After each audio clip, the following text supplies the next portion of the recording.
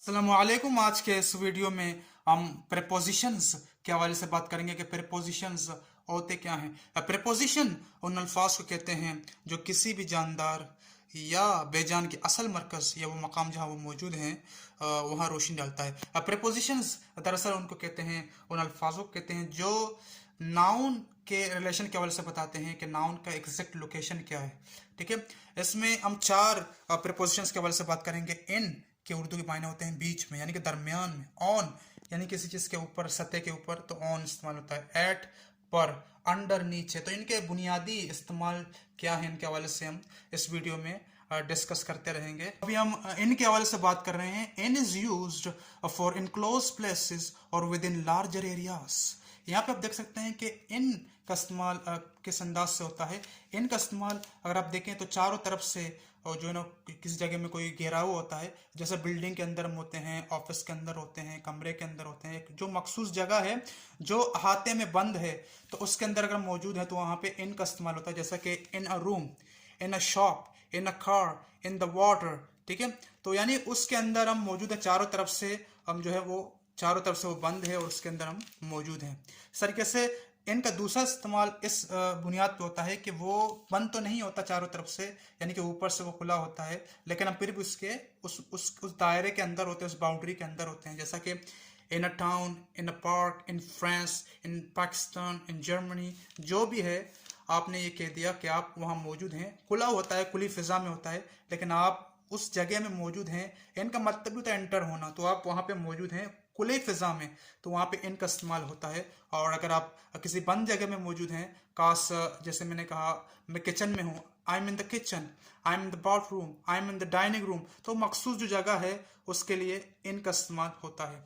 तो इनके और भी जो बुनियादी इस्तेमाल है हम आपको बताएंगे। अब यहाँ पे पॉइंट्स टू बी नोटेड है कि इनके साथ मखसूस जो अल्फाज हैं उनका इस्तेमाल होता है, जिनको आपने अपने दिमाग में बैठाना है। जैसे बेड के लिए हम इन बेड बोलेंगे, in hospital, in a street, in the sky, in the world, in a newspaper, in a book, in a photograph, in a picture, in a car, in a taxi, और in the middle of। तो ये इनके जो, इनके साथ जो बुनियादी अल्फाज आ रहे हैं, मखसूस अल्फाज जो आ रहे हैं, ये इनके साथ खास हैं। इस तरीके से अगर हम बोलें where is Kate? She is in bed. David's father is ill. He is in hospital. I live in a small street near the station. I like to look at the stars in the sky at night. What's the largest city in the world? I read about the accident in the newspaper. You look sad in this photograph. Did you come here in your car?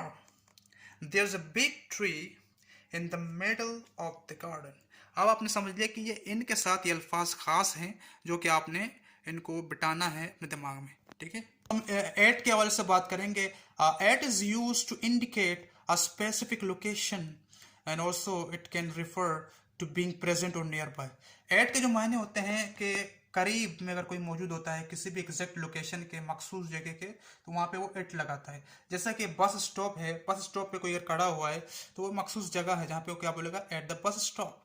अगर कोई दरवाजे पे कोई खड़ा हुआ है किसी के, तो वो बोलेगा एट द डोर, मखसूस जगह है। तो लिहाजा अगर कोई ट्रैफिक लाइट में फंसा हुआ है तो बोलेगा एट द ट्रैफिक लाइट्स। अगर कोई घर में तो इन बोलेगा I M in the room, लेकिन मखसूस जगह पे बैठ के, अपने टेबल पे बैठ के वो काम कर रहा है या कुछ कर रहा है कंप्यूटर पे कुछ पे, तो बोलेगा I am at my desk, is at her, is at his desk and she is at her desk.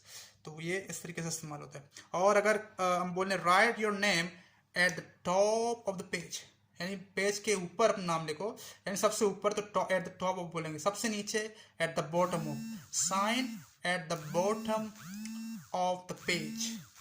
Eight के कुछ बुनियादी अल्फाज को देखते हैं जो मखसूस हैं, जैसा कि एट होम, घर के साथ होम पिक से आप इन होम नहीं कह सकते। इस तरीके से at work, at factory, at school, at university, at college, at the station, at the airport, at Jane's house, at my sister's house, at the doctor's, at a concert, at a party, at a football match. यहाँ पे जैसा कि आप doctor के पास जाते हैं तो आप कहते हैं eight the doctors, so simple eight the doctors कहते हैं, तो बंदा समझ जाता है, इट इज अंडरस्टूड कि वो डॉक्टर के पास है। आप कहेंगे eight my sisters, I am eight my sisters, यानी कि आप अपने सिस्टर के घर में, आप हाउस ना भी कहें तो बात चल जाता है। I am at the hairdresser's, यानी कि मैं हेयर ड्रेसर के पास हूँ, ठीक है। तो यहाँ तक ये बातें आती हैं। Will you be at home, will you be at home this evening, where is Kate, she is at work, Helen is studying at university, do you want me to meet at the station, at the doctor's, where were you at my sister's, I saw Tom at the doctor's, there were not many people at the party। अब इसके जो बुनियादी इस्तेमाल हैं eight के मैं आपको बता दिए। अब ये एट के साथ मखसूस अल्फाज हैं जो आपको देखने हैं। On is used in a broader context. अब ऑन के बहुत सारे इस्तेमालात होते हैं, लेकिन यहाँ पे ऑन के मायने होते हैं ऑन दिनों के लिए भी इस्तेमाल होता है, ठीक है ना, और बहुत सारे मामलात में। यहाँ पे जो ऑन का इस्तेमाल है, जैसे आप देख सकते हैं कि किसी भी चीज़ के सतह के ऊपर, on is use for surfaces. यहाँ पे देख सकते हैं किसी भी चीज़ के ऊपर कोई चीज़ अगर पड़ा हो तो वो ऑन में आता है, जैसा कि on the table, my pen is on the table, where is my pen, it is on the table, where are my shoes, they are on the shelf, ठीक है।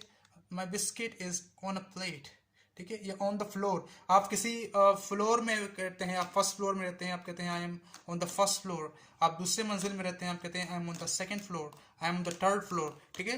तो उसमें भी ऑन का इस्तेमाल होता है। इस ऑन का दूसरा जो एक कंसेप्ट निकलता है कि वो दरवाजे के लिए इस्तेमाल होता है। दरवाजे के ऊपर या दीवार के ऊपर कोई चीज़ लगा हुआ है तो उसके लिए भी इसका इस्तेमाल होता है। ऑन अ वॉल, कोई चीज़ और वॉल पे है, the picture is on a wall, the picture is on the wall, यानी जो तस्वीर है वो दीवार पे है, ठीक है। ऑन अ डोर, दरवाजे पे कोई चीज हो। On the ceiling, on the ceiling, जैसे फैन है, fan, where is the fan, the fan is on the ceiling, वो कमरे वाली छत पे लगा हुआ है, ठीक है। तो हम ऑन द सीलिंग करके इसको बोलेंगे। तो ये इसके और भी यूजेजेस हैं जो आपको फिक्स यूजेजेस जो आपको याद करने पड़ेंगे। और ऑन के अब मजीद आप चीज़ें देख सकते हैं कि बस के लिए ऑन का इस्तेमाल होगा, on a bus, on a train, on a plane, on a ship. और इस तरीके से हमने बाइक के लिए भी ऑन का इस्तेमाल किया, on a horse, on a bicycle, on a motor bike, तो उनके लिए भी ऑन का इस्तेमाल होगा। जबकि छोटे छोटे कार गाड़ी वगैरह के लिए, उनके लिए हमने ऑन का इस्तेमाल नहीं किया था। लेकिन यहाँ पे जो बस होंगे, ट्रेन वगैरह, प्लेन होंगे, शिप वगैरह होंगे, इनके लिए हम ऑन का इस्तेमाल मखसूस करेंगे। इसके बाद है ऑन द फर्स्ट फ्लोर, किसी भी मंजिल के लिए, ग्राउंड फ्लोर के लिए तो ऑन का इस्तेमाल होगा। जैसे यहाँ पर जुमला लिखा हुआ है the office is on the first floor, office कहाँ मौजूद है, फर्स्ट फ्लोर में मौजूद, जैसे कि सब्जेक्ट कॉम्प्लीमेंट बता रहा है कि ऑफिस फर्स्ट फ्लोर में मौजूद है। ऑन द वे, उसके बाद ऑन द वे होता है रास्ते में।